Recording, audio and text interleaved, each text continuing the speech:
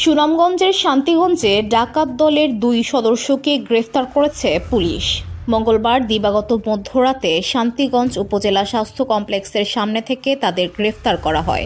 জানা গেছে, একটি ট্রাকে তল্লাশি চালানোর সময় এক পুলিশ সদস্যকে অপহরণ করে ট্রাকে তুলে নিয়েছিলেন গ্রেফতারকৃতরা। পুলিশ সূত্রে জানা যায়, মঙ্গলবার রাতে দিরাই উপজেলা থেকে দ্রুতগতিতে একদল ডাকাত একটি ট্রাকে করে সুনামগঞ্জের দিকে যাচ্ছিলেন। পথিমধ্যে দিরাইয়ের শরীফপুর এলাকার চেকপোস্টে ট্রাকটিতে তল্লাশি চালায় পুলিশ।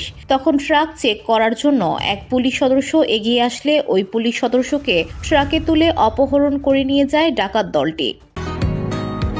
বসুন্ধরা, উত্তরা, বনশ্রী, কুড়িল ও বাড্ডা সহ রাজধানীর বিভিন্ন স্থানে অভিজাত ও অত্যাধুনিক মানের ফ্ল্যাট কেনার এক নির্ভরযোগ্য প্রতিষ্ঠান প্লেজেন্ট প্রপার্টিজ লিমিটেড। তাই আপনার স্বপ্নের আবাসনের জন্য আজই যোগাযোগ করুন। Pleasant properties limited, where destiny matches eventually. বিষয়টি সেখানে থাকা অন্য পুলিশ সদস্যদের নজরে এলে ট্রাকটিকে তারা ধাওয়া করেন।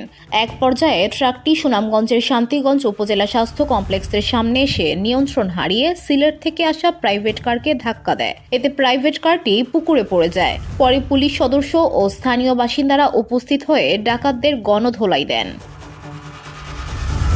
শান্তিগঞ্জ থানার অফিসার ইনচার্জ ওসি আকরাম আলী বলেন, ডাকাত দলের 2 সদস্যকে গ্রেফতার করা হয়েছে, আর দিরাই চেকপোস্ট থেকে তুলে আনা পুলিশ সদস্যকে উদ্ধার করা হয়েছে। VOD Bangla news desk.